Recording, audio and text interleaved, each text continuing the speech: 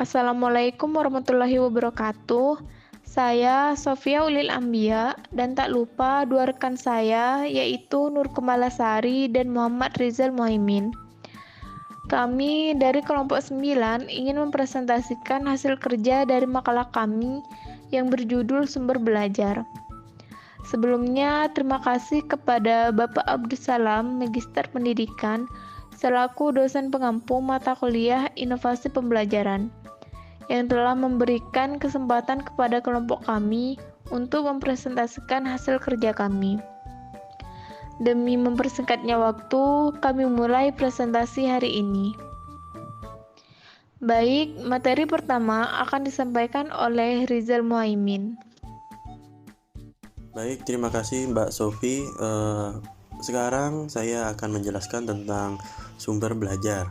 Nah, sumber belajar adalah suatu sistem yang terdiri dari sekumpulan bahan atau situasi yang diciptakan dengan sengaja dan dibuat agar memungkinkan siswa belajar secara individual yang berupa buku, teks, media cetak, media elektronik, narasumber, lingkungan alam, dan sebagainya. Slide selanjutnya adalah tujuan pengembangan sumber belajar. Nah, di sini banyak tujuan pengembangan sumber belajar. Ya, yang pertama memenuhi kebutuhan siswa dalam belajar sesuai dengan gaya belajarnya.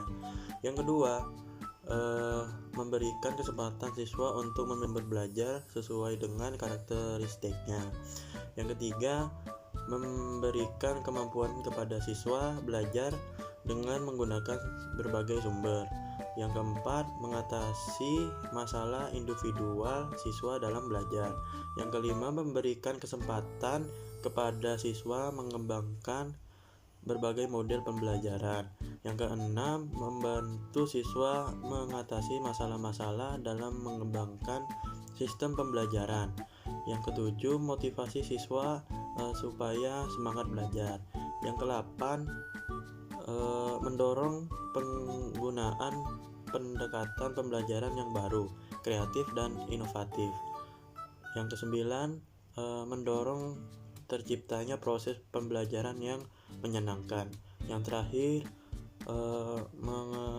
menyinergikan penggunaan semua sumber belajar sehingga tujuan belajar tercapai secara efektif dan efisien. Baik, saya akan melanjutkan presentasi dari Mas Rizal, yaitu manfaat sumber belajar dalam proses pembelajaran. Yang pertama, mengalami pengalaman belajar secara langsung dan konkret kepada siswa. Yang kedua, dapat menyajikan sesuatu yang tidak mungkin diadakan, dikunjungi atau dilihat secara langsung dan konkret. Yang ketiga, dapat menambah dan memperluas cakrawala sajian yang ada di dalam kelas. Yang keempat, dapat memberi informasi yang akurat dan terbaru.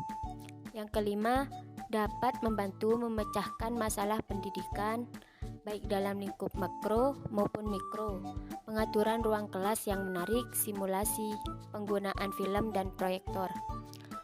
Dan yang terakhir, dapat merangsang untuk berpikir, bersikap, dan berkembang lebih lanjut. Selanjutnya yaitu fungsi sumber belajar.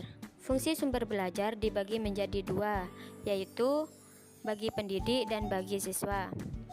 Bagi pendidik yaitu menghemat waktu dalam mengajar, mengubah peran pendidik dari seorang pengajar menjadi seorang fasilitator, meningkatkan proses pembelajaran menjadi lebih efektif dan interaktif, dan lain sebagainya. Dan fungsi sumber belajar bagi siswa yaitu dapat belajar tanpa harus ada pendidik, dapat belajar kapan saja dan di mana saja sesuai yang dikehendaki, dapat belajar menurut urutan yang dipilih sendiri, dan lain sebagainya. Pusat sumber belajar dan pengembangannya. Pusat sumber belajar adalah segala sesuatu dari yang berbentuk sebuah ruangan sampai dengan sebuah bangunan yang bertingkat.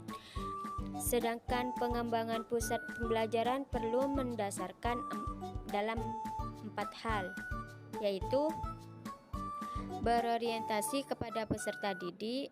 Yang kedua, desentralisasi.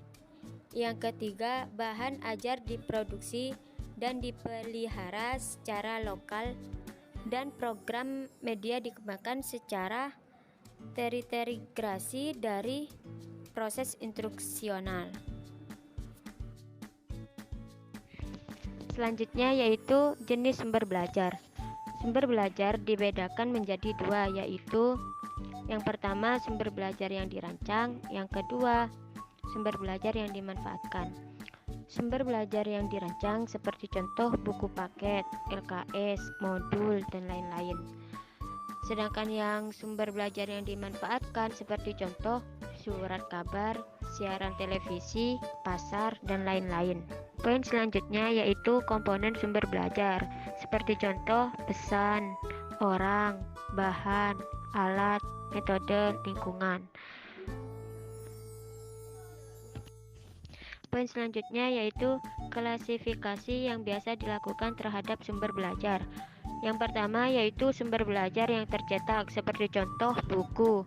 Yang kedua, sumber belajar non-contek, seperti contoh film. Yang ketiga, sumber belajar yang terbentuk fasilitas perpustakaan, seperti contoh studio.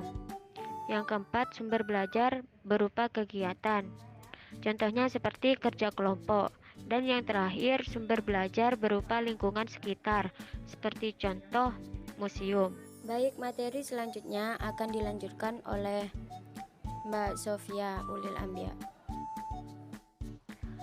Baik, saya akan melanjutkan presentasi dari Mbak Sari, yaitu tentang kriteria yang harus dipertimbangkan oleh seorang guru. Yang pertama, ekonomis. Kedua, teknis atau tenaga. 3. Sisi kepraktisan dan kesadaran. 4. Fleksibel. 5. Relevan dengan tujuan dan komponen pembelajaran lainnya.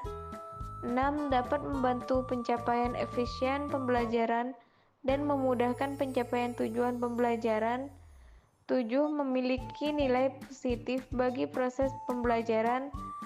Dan 8. Sesuai dengan interaksi dan strategi pembelajaran yang telah dirancang atau sedang dilaksanakan. Perpustakaan adalah suatu unit kerja dari suatu lembaga tertentu yang mengelola bahan-bahan pustaka, baik berupa buku maupun bukan, yang diatur secara sistematis menurut aturan tertentu sehingga dapat digunakan sebagai sumber informasi oleh setiap pemakainya. Selanjutnya, merancang sumber belajar. Yang pertama, analisis kebutuhan. Kedua, penetapan sumber belajar. Ketiga, pengembangan sumber belajar. Dan keempat adalah evaluasi sumber belajar.